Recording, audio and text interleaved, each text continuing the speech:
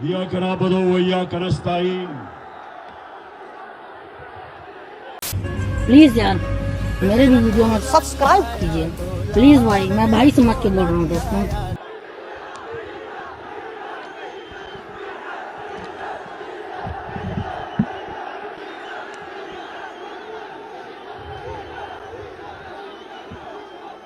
कनक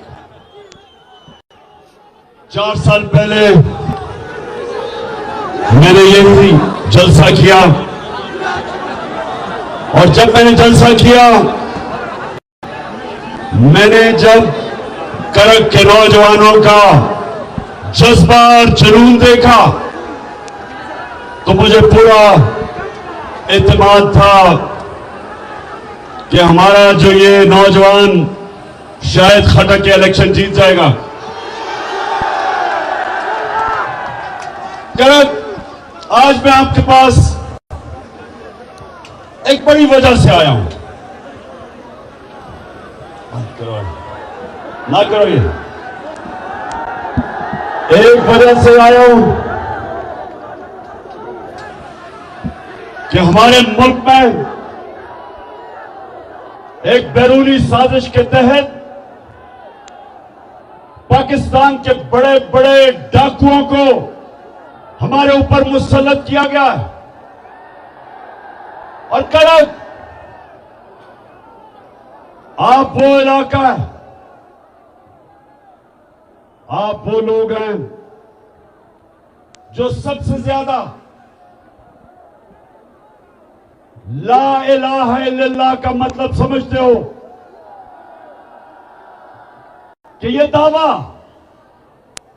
कि अल्लाह तेरे सिवा हम किसी के सामने नहीं झुकते, ये हमारा दावा है। तो जब ये चोरों को एक बैरूनी साजिश के तहत हमारी कौम के ऊपर मुसल्लत किया गया, तो हम सबका फर्ज बन जाता है कि हम अपनी हकीकी आजादी की जहाद लड़ें, क्योंकि गुलाम की परवाज नहीं होती, सिर्फ आजाद इंसान ऊपर जाते हैं, आजाद मुल्क तरक्की करते हैं, गुलाम सिर्फ अच्छे गुलाम बनते हैं। तो जो ये साजिश थी, इसका क्या मतलब था? इसका मकसद ये था कि इनको पुतलों को ऊपर बिठाया जाए जिनकी दौलत मुल्क से बाहर पड़ी है, जिनके बड़े बड़े महलात मुल्क से बाहर हैं, जिनके बैंक अकाउंट मुल्क से बाहर हैं, जिनकी बड़ी बड़ी प्रॉपर्टीज और महलात मुल्क से बाहर हैं। सारा मकसद यह है कि इस तरह के चोरों को कंट्रोल किया जाता है। जिन लोगों ने बाहर से साजिश करके आपके ऊपर मुसल्लत किया, उनको पता है कि ये उनके सारे हुक्म मानेंगे, वो एक बार से कंट्रोल होंगे। और करा के ना भूलें कि यही जरदारी और नवाज शरीफ 10 साल जब ये पावर में थे, 2008 से लेके 18 तक, तो 400 ड्रोन अटैक हुए हमारे मुल्क पे, कबायली इलाके जो यहां से दूर नहीं है। 400 ड्रोन अटैक हुए इन दोनों के, जब ये दोनों हुक्मरानी कर रहे थे। कोई दुनिया में मिसाल नहीं, कोई दुनिया में मिसाल नहीं कि एक मुल्क की आप जंग लड़ रहे हैं, उनके लिए जंग लड़ रहे हैं, उनके लिए उनकी जंग में हम शामिल हैं, और वो ही हमारे मुल्क के ऊपर 400 ड्रोन अटैक करें और मुल्क के हुक्मरान चुप करके एक दफा उनकी मजम्मत ना करें, प्रोटेस्ट ना करें, एहतजाज ना करें, बल्कि उनके साथ मिलके इन्होंने हमारे मुल्क के ऊपर 400 ड्रोन अटैक करवाए, क्योंकि उनके गुलाम हैं। पैसे बाहर पड़े हैं इनके, और जिधर इनके पैसे पड़े हैं वो कंट्रोल करते हैं इनको। इसलिए ये साजिश के तहत इनको हमारे ऊपर मुसल्लत किया गया। और ये जो आए हैं, इनका मकसद मुल्क की ना महंगाई कम करना था, ना मुल्क की तरक्की करवानी थी। इनका सिर्फ एक मकसद था, एक मकसद है। नौजवानों, मुझे बताओ वो क्या है मकसद? क्या मकसद है?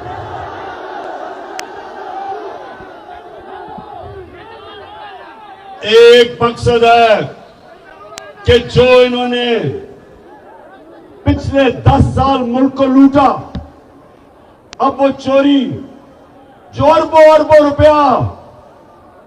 अरबों रुपए के केसेस थे, 1100 अरब रुपए के केसेस थे इनके ऊपर, 1100 अरब रुपया उसको माफ करवाना था, एनआरओ लेना था। इन्होंने एनआरओ लेना था, और जिन्होंने बैरूनी साजिश की वो इनको पुतला बना के कंट्रोल करना चाहते थे ताकि पाकिस्तान को कंट्रोल किया जाए। इसलिए करक नौजवानों, आपने मेरा साथ देना है और मैंने इनका मुकाबला करना है। मेरी नजर में एक दफा ला इलाहा इल्लल्लाह आपके दिल में चला जाता है, आप कभी भी किसी की गुलामी नहीं करते। इन चोरों की गुलामी सिर्फ करने से बेहतर मर जाना है। अमेरिकनों के गुलामों की गुलामी करने से बेहतर है कि इंसान जिंदा ही ना रहे। इसलिए मैं इनका मुकाबला करूंगा। और नौजवानों, आपने मेरे साथ चलना है। हाथ उठा के बताएं मुझे नौजवानों।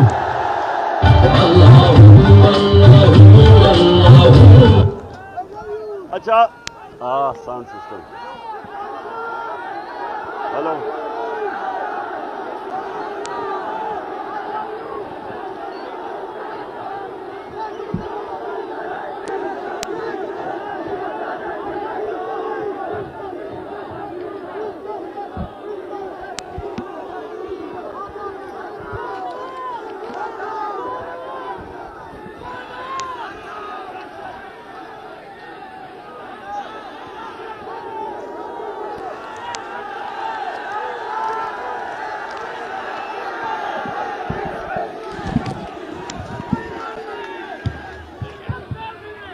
हाँ जी,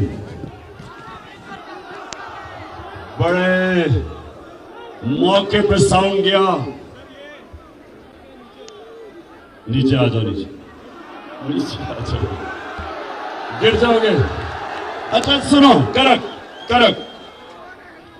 अच्छा, किसी ने अपने मोबाइल फोन के ऊपर वो जो क्राइम मिनिस्टर शहबाज शरीफ की टेप सुनी है?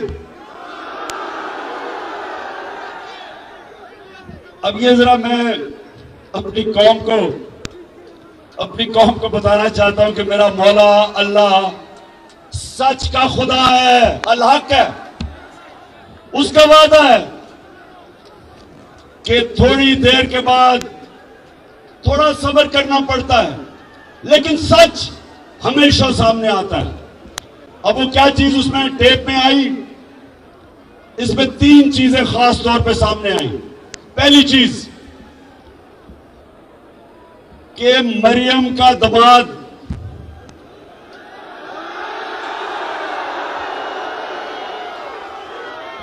आपको मरियम का पता है ना, उसकी जो खास क्वालिटी है, उसकी एक क्वालिटी क्या सबसे ज्यादा? सच नहीं बोला जाता उससे।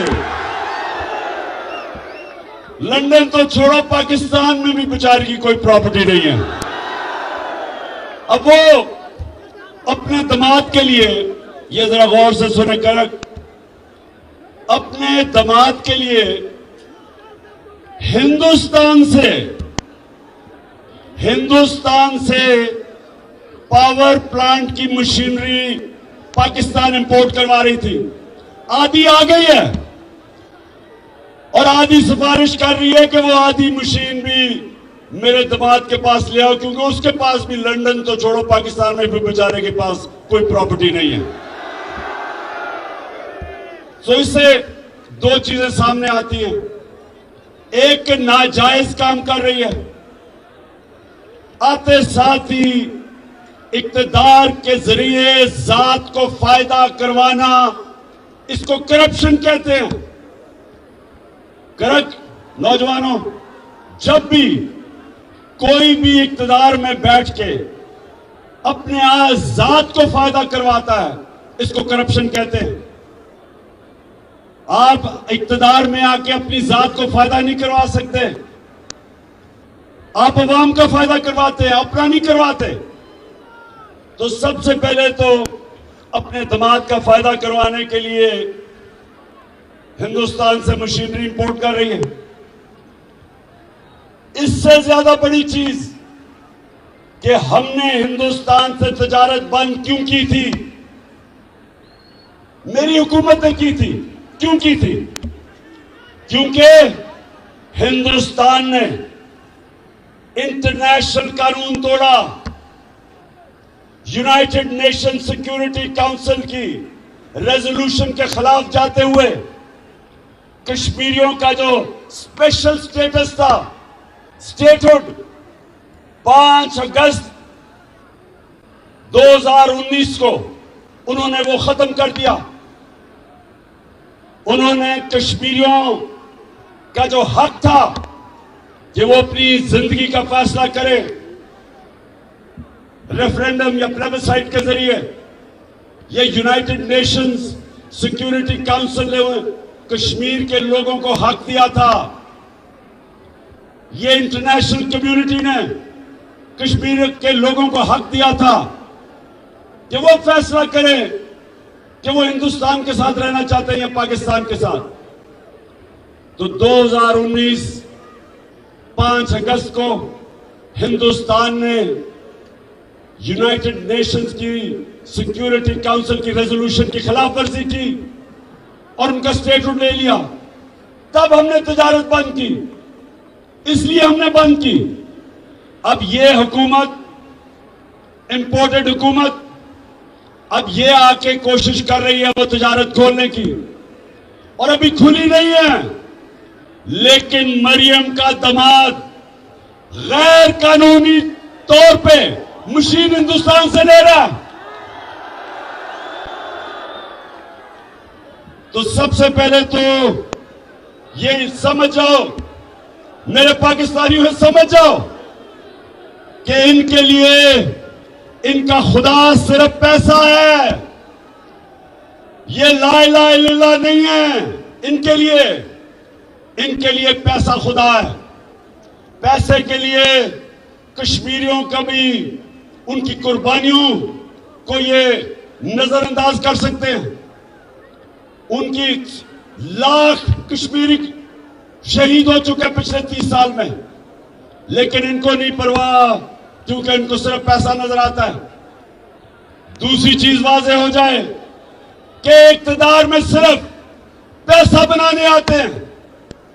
जब भी ये इक्तदार में आए, मुल्क के कर्जे बढ़ गए और इनकी दौलत बढ़ गई, मुल्क मकरूज हो गया, ये और इनका सारा खानदान अरबोपति बन गया। और तीसरी चीज से ये भी पता चलती कि यहां चले एक आदमी करप्शन करे, नवाज शरीफ ने बड़ा पैसा बनाया, लेकिन मुसीबत यह है कि इनका इतना बड़ा टब्बर है, वो सारे पैसे बनाने पे लगे हुए हैं। बेटे पैसे बनाने के लिए, दोनों बेटे नवाज शरीफ के आज लंदन में बैठे हैं और कहते हैं हम पाकिस्तान के शहरी नहीं हैं, हम तो बरतानिया के शहरी हैं। तो करे कि क्यों कहते हैं? बताइए क्यों कहते हैं? बाशऊर करे के लोगों बताओ, ये क्यों कहते हैं हम पाकिस्तान के शहरी नहीं हैं?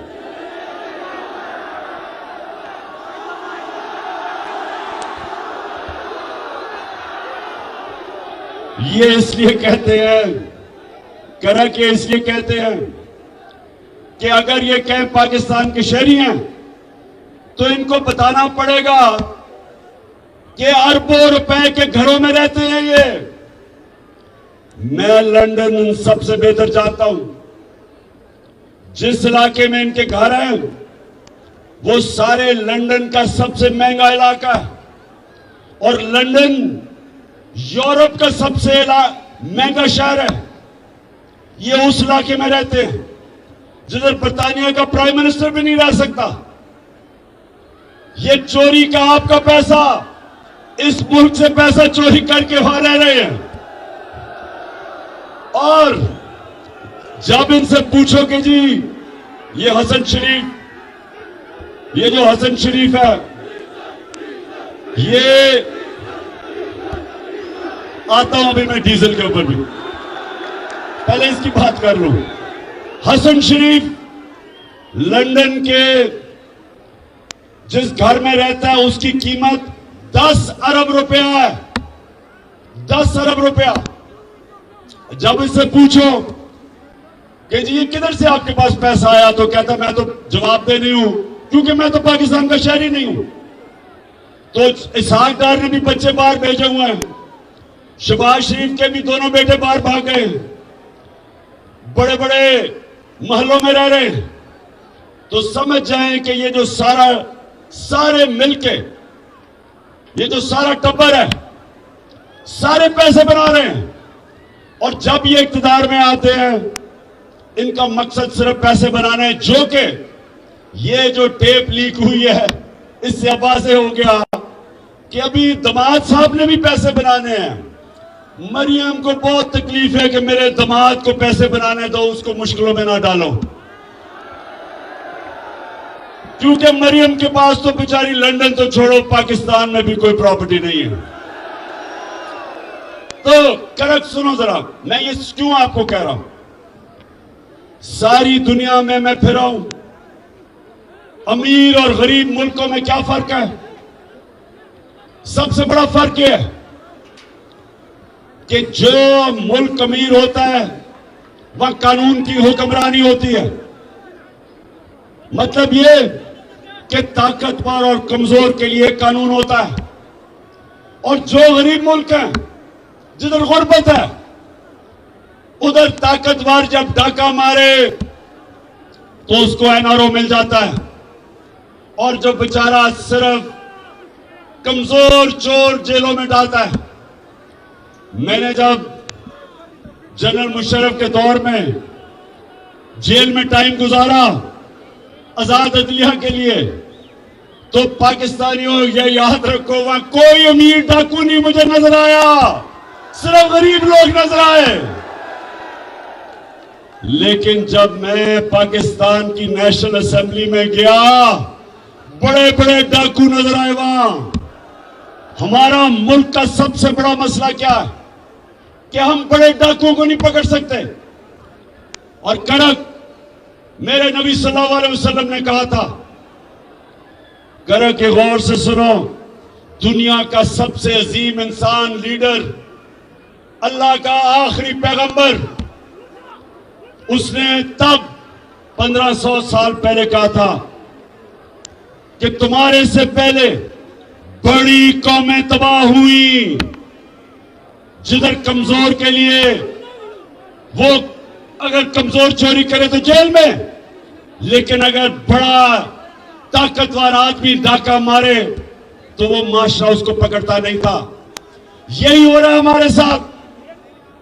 ये सारे जो चोर बैरूनी साजिश के तहत ऊपर बैठ गए, ये आपके सामने, सबके सामने चैलेंज आ गया। अल्लाह ने हमें हुक्म दिया है कि जुल्म और नाइंसाफी के सामने खड़े हो। अल्लाह का हुक्म है। बस बस प्लीज यार मेरे भी वीडियो में सब्सक्राइब कीजिए प्लीज भाई, मैं भाई समझ के बोल रहा हूँ दोस्तों। उसने कि ये जो साजिश के तहत इस मुल्क के बड़े बड़े डाकुओं को जिसमें से 60% कैबिनेट के अंदर जो लोग हैं वो जमानत पे हैं, करप्शन की जमानत पे हैं, जो टोटल केसेस ये माफ करवा रहे हैं। आए, आए,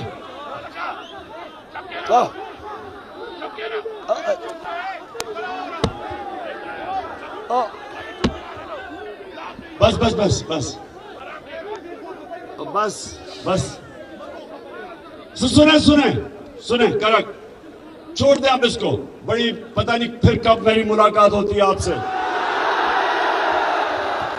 तो सुने जरा, 4 साल के बाद आया हूं आपके पास। करक, ये जो मैं हकीकी आजादी की तहरीक चला रहा हूं, मैं सारे पाकिस्तान जा रहा हूं और मेरी कोशिश है कि मेरी कौम इस फैसला कुन वक्त पे खड़ी हो। ये जो भी समझता है कि ये चोरों की हम गुलामी कबूल कर लेंगे, जो मर्जी बैरूनी ताकत या अंदरूनी जो भी लोग समझते हैं, किसी गलत फहमी में ना रहो। ये कौम फैसला कर बैठी है। मैं जिधर जिधर गया हूं, मेरी कौम आज तैयार है। मेरी कौम तैयार है निकलने के लिए। और मैंने अपनी कौम को, सारी कौम को बताया कि मेरी कॉल की इंतजार करो। कप्तान अब एक ऐसी प्लानिंग कर रहा है। 25 मई को हमने जब 25 मई को एक पुरअमन एहतजाज के लिए इस्लामाबाद निकले तो इन्होंने हमारे ऊपर जुल्म किया और तशद्दुद किया। इन्होंने लोगों को जेलों में डाला, औरतें, बच्चे, फैमिलीज के ऊपर शेलिंग की। इन्होंने रात के 2-2 बजे तक, रात के अंधेरे में घरों के अंदर घुस गए। पंजाब में हमारे वर्कर्स को पकड़ के ले गए, ख्वातीन को, बच्चों को डराया। और जिस तरह की शेलिंग की इस्लामाबाद में और लिबर्टी चौक में, लाहौर में, इसकी कोई मिसाल नहीं मिलती कि फैमिलीज के ऊपर उन्होंने शेलिंग की। तो अब मैं तैयारी कर रहा हूं। मेरा प्लान है, वो जो मुजरिम कातिल राना सनाउल्लाह, उसका भी प्लान है, और शहबाज शरीफ का भी, और मेरा भी प्लान है। और इंशाल्लाह आप ये देखेंगे कि ये जो अब हमारी वारदात होगी इस्लामाबाद पे, ये आखिरी होगी और फैसला कौन होगी। लेकिन मेरे नौजवानों जरा सुने, क्योंकि मेरी कौम गैरतमंद है, मेरे लोग तकड़े हैं, हमारी कौम ताकतवर है। हमारे लोग अल्लाह में मानने वाले हैं। हमारे वो लोग हैं, हर मुश्किल वक्त पे कौम खड़ी हो जाती है। लेकिन ऊपर हमारे बैठे हैं वो लोग, आपने पता नहीं, खैर आपने तो नहीं देखा होगा, अभी शहबाज शरीफ न्यूयॉर्क गया हुआ है, उधर इसने एक इंटरव्यू दिया, एक औरत के सामने इंटरव्यू दिया, और इतनी मुझे शर्म आई कि पाकिस्तान का प्राइम मिनिस्टर औरत के सामने कह रहा है कि खुदा के वास्ते हमें पैसे दे दो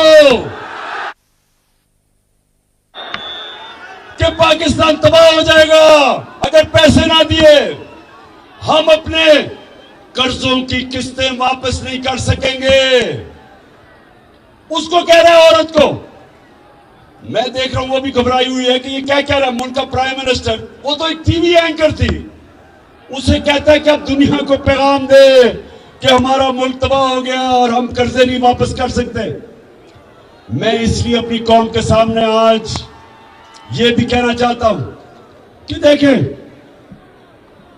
करके सुने मेरी बात, ये बड़ा इंपॉर्टेंट है आपके लिए। कभी भी कौम भीख मांग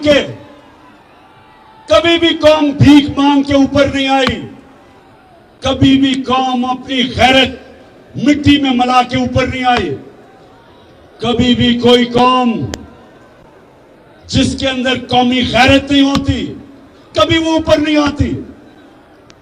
आज तक अगर हम कर्जे लेके और दुनिया के सामने भीख मांग के, एड लेके अगर हमें तरक्की करनी होती तो अब तक कर चुके होते। 40 साल से हम एड मांग के गुजारा कर रहे हैं।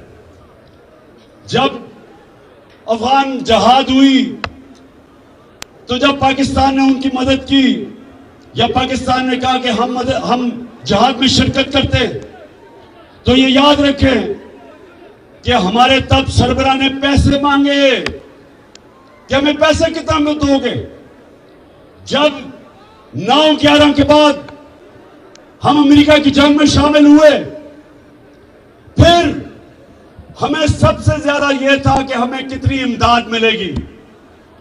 डॉलरों के पीछे हमने सिर्फ इसलिए कि हमने अपने मुल्क को ठीक नहीं किया और पैर पर नहीं खड़ा किया, हम अपनी फॉरेन पॉलिसी अपने बजाय लोगों की बेहतरी के लिए हम दूसरों के लिए बनाते थे ताकि डॉलर मिल जाए, इमदाद मिल जाए।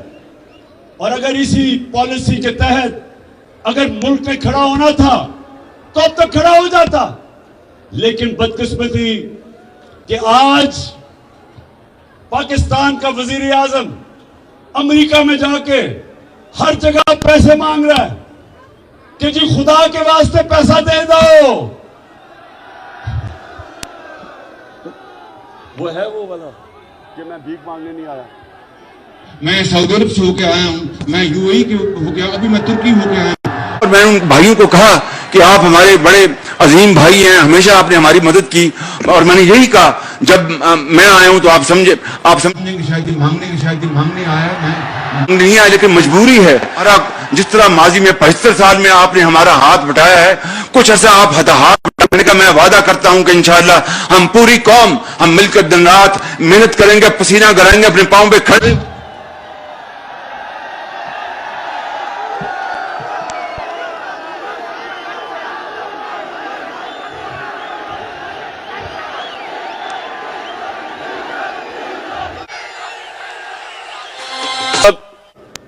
कहता 75 साल से आप हमारी मदद कर रहे हैं,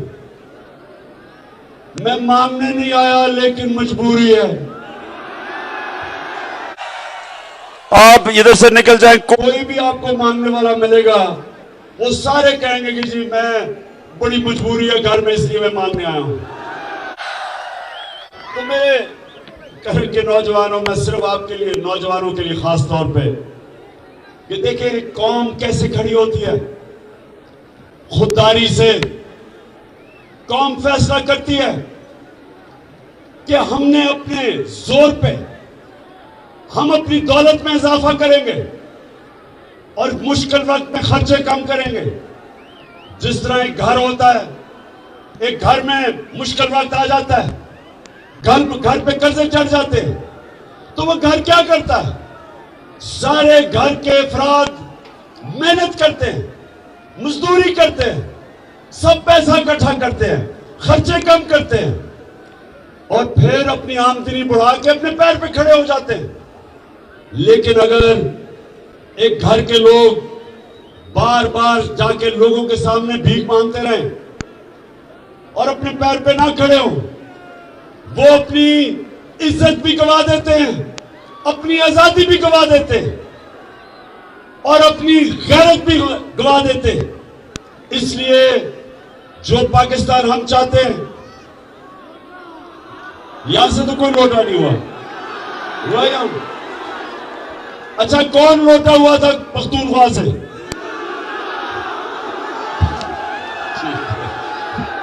अच्छा करा कब सुने मेरी बात। मैं अपनी आज तकरीर के आखिर में आ रहा हूं। मैंने जो आपसे आज बात करनी थी वो ये कि देखें, हमने अपने मुल्क को ठीक कैसे करना है, हमने अपने पैर पे खड़ा होना। इस मुल्क में अल्लाह ने सब कुछ दिया है, हमने अपने लोगों के ऊपर पैसा खर्च करना है, जो हमने हेल्थ कार्ड, हेल्थ इंश्योरेंस जो हमने लेके आए थे कि अपने लोगों की हमने सेहत का ध्यान रखना, हर खानदान के पास 10 लाख का हेल्थ कार्ड, उसके बाद सस्ते कर्जे दें ताकि लोग अपनी बिजनेस कर सकें और अच्छी पढ़ाई पे पैसा खर्च करें। अब महमूद खान एक एजुकेशन कार्ड लेके आ रहा है, उसके ऊपर हम पैसा खर्च कर रहे हैं कि अच्छे अच्छे तालिब इल्मों को हम एजुकेशन कार्ड दे, कहीं भी जाके पढ़ सकते हैं, वो अच्छे स्कूलों में पढ़ सकते हैं जाके। कौमें आगे बढ़ती है अपने लोगों के ऊपर पैसा खर्च करके, और सबसे बड़ी बात कि वो दुनिया को पैसा एक्सपोर्ट करती है। जब तक आप एक्सपोर्ट नहीं करेंगे आपकी आमदनी कैसे बढ़ेगी? एक्सपोर्ट से आमदनी बढ़ती है। हिंदुस्तान आज अपने पैर पे खड़ा है, आजाद फॉरेन पॉलिसी है। आज वो रूस से सस्ता तेल खरीद रहा है, अमेरिका जो भी कहे वो कहे, उसको परवाह नहीं है क्योंकि वो अपने पैर पे खड़ा है, उसकी एक्सपोर्ट्स बढ़ी है, रिजर्व्स हैं उनके। आज चाइना कैसे ऊपर गया? चाइना ने एक्सपोर्ट्स की, 30 साल में देखते देखते चाइना किधर चला गया। 90 की दिहाई में इंडोनेशिया, मलेशिया, ये ईस्ट एशियन टाइगर कैसे बने? एक्सपोर्ट करके। हमारे मुल्क की बदकिस्मती देखो कि ये 2 खानदान 30 साल से मुल्क पे मुसल्लत हैं, 30 साल से ये हुकूमत कर रहे हैं, 2 करप्ट खानदान। इनके दौर में हिंदुस्तान भी आगे निकल गया, बांग्लादेश भी आगे निकल गया हमारे से। वो बांग्लादेश जो एक वक्त पे हम अपने ऊपर बोझ समझते थे जब वो ईस्ट पाकिस्तान था, वो भी आगे निकल गया क्योंकि हमने कभी आगे का सोचा नहीं, कभी हमने आमदनी बढ़ाने का नहीं सोचा।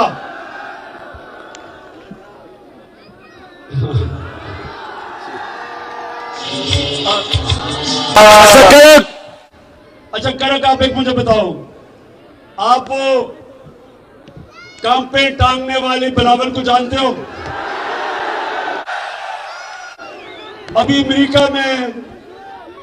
अमेरिका में वो इंटरव्यू दे रहा था तो उनको कहता कि जो इमरान खान है वो तो अपना आर्मी चीफ भी बनाना चाहता है, अपना ISI चीफ भी बनाना चाहता है। बिलावल, तुमने अगर जिंदगी में 1 घंटा भी काम किया होता तो इससे ज्यादा अकल की बातें करते। 14 साल हो गए उर्दू नहीं सीखी सही तरह।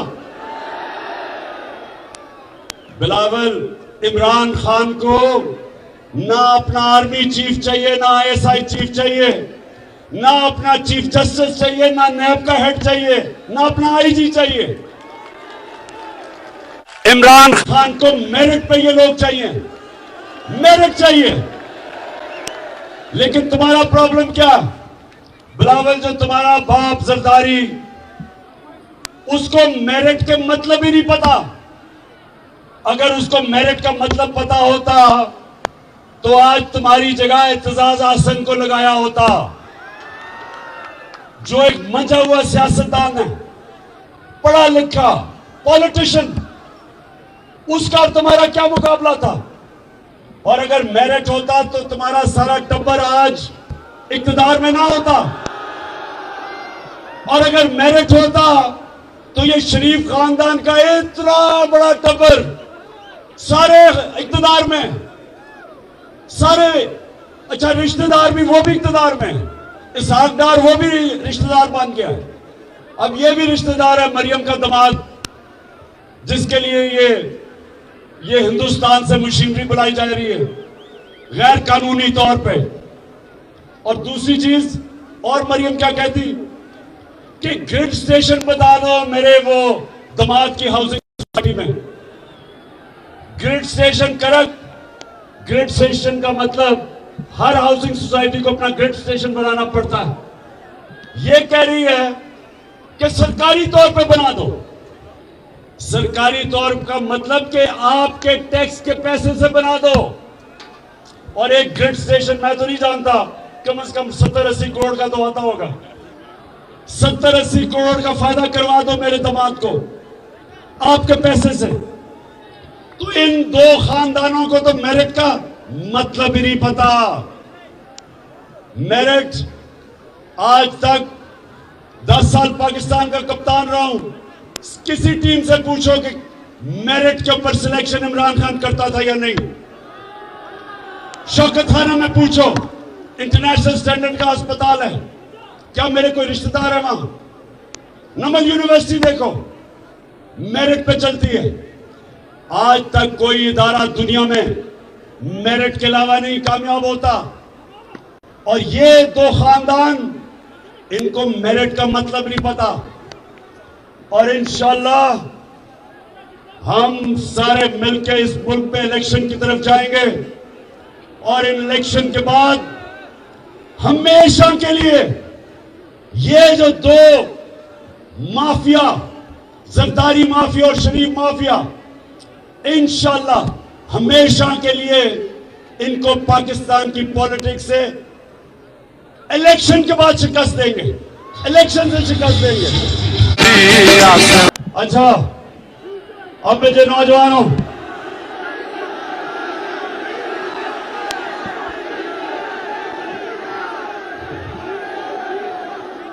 अच्छा मेरा प्लान क्या है इस इलेक्शन में?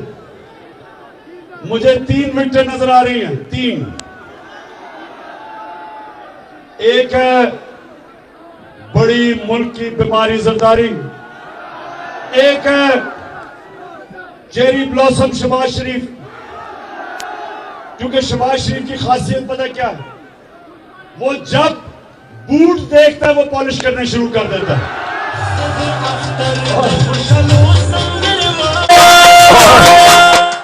और जितना बड़ा बूट उतनी अच्छी पॉलिश करता है वो। और तीसरी विकेट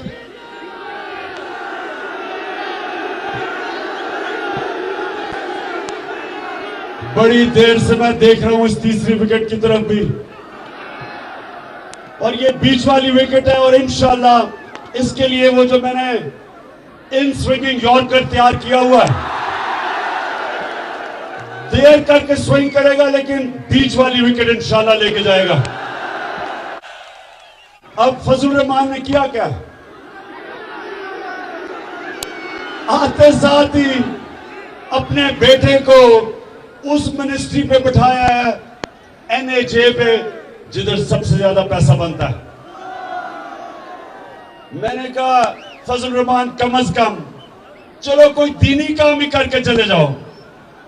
कोई जो हमने इतनी मेहनत से रहमतुल आलमीन अथॉरिटी बनाई थी, हमने बड़े बड़े दानिशवर और स्कॉलर्स को बिठा के एक रहमतुल आलमीन अथॉरिटी बनाई थी। वो क्यों? क्योंकि मैं चाहता था कि मेरी कौम को मेरे नबी सल्लल्लाहु अलैहि वसल्लम की जिंदगी का पता हो, स्कूलों में बच्चे पढ़ें ताकि उनके कैरेक्टर उठे, ताकि वो मेरी नबी सल्लल्लाहु अलैहि वसल्लम की जिंदगी से सीखे, उनकी सीरत से। इसलिए हमने अथॉरिटी बनाई थी कि लोगों का कैरेक्टर हो। मुसलमान तो तब है जब वो नबी के रास्ते पे चलता है, और नबी का रास्ता वो है जो इंसान की अजमत का रास्ता है। जब आप नमाज पढ़ते हैं तो आप सिर्फ एक चीज अल्लाह से मांगते हैं, करेंगे एक चीज मांगते हो अल्लाह से कि अल्लाह उनके रास्ते पे लगा जिनको तूने नेमतें बख्शी हैं। तो सबसे ज्यादा नेमतें अल्लाह ने किसको बख्शी हैं? किसको बख्शी हैं? हमारे नबी सल्लल्लाहु अलैहि वसल्लम को। हम उनका रास्ता मांगते हैं, और इसलिए हमने ये अथॉरिटी बनाई थी ताकि मेरे बच्चों को, मेरे नौजवानों को पता चले कि दुनिया की तारीख का कितना बड़ा इनकलाब आया था मदीना में। दुनिया की तारीख का सबसे बड़ा इनकलाब आया था, जिधर वो इंसान जिनकी कोई हैसियत नहीं थी, मेरे नबी सल्लल्लाहु अलैहि वसल्लम ने उनको दुनिया के लीडर्स बना दिया, दुनिया की इमामत की उन्होंने। 2 सुपर पावर्स उनके सामने घुटने टेक गई। ये तारीख का हिस्सा है। और इसलिए अल्लाह हमें कहता है कि उनकी जिंदगी से सीखो। और इसलिए मैंने रहमतुल आलमीन अथॉरिटी बनाई ताकि स्कॉलर्स हमारे बच्चों का निसाब उसमें सीरत नबी सिखाएं, ताकि हमारे नौजवानों को पता हो कि वो इनकलाब क्या था, कैसे उन्होंने ज़ेन बदल दिए। फिक्री इनकलाब था कि इंसान बदल गए। जो मौलाना रूमी कहता है कि जब अल्लाह ने तुम्हें पर दिए, क्यों जमीन पर रींग रहे हो, क्यों चूंटियों की तरह रींग रहे हो। मेरे नबी सल्लल्लाहु अलैहि वसल्लम ने इंसानों को पर दे दिए, सब अजीम लोग बन गए, जो उनके इर्द गिर्द थे लीडर्स बन गए। और ये हुकूमत आके वो रहमतुल आलमीन अथॉरिटी बंद कर दी। इनको शर्म आनी चाहिए कि हम अपने लोगों की तरबियत करते हैं, कोशिश करते हैं कि उनके कैरेक्टर बड़े हों, अच्छे बुरे की तमीज समझे, अमर बिल मारूफ पे चलें। अल्लाह का हुक्म है कि अच्छाई का साथ हो और बुराई के खिलाफ जहाद लड़ो।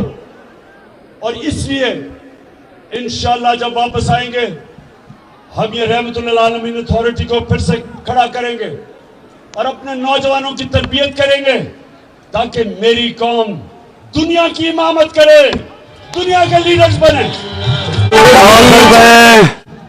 करक मैं आपके जज्बा और जुनून को आज सलाम करता हूं। माशाअल्लाह इस दोपहर की गर्मी में जिस तरह आपने जिस शऊर से आपने मेरी बात सुनी, मैं अभी भी याद कर रहा हूं कि 4 साल पहले भी मैं आया था, तब भी मुझे एक बाशऊर करक के नौजवान नजर आए थे और आज भी मुझे नजर आए हैं। मैं आपका शुक्रिया अदा भी करता हूं, आपको सलाम करता हूं। प्लीज यार मेरे भी वीडियो में सब्सक्राइब कीजिए प्लीज भाई, मैं भाई समझ के बोल रहा हूँ दोस्तों।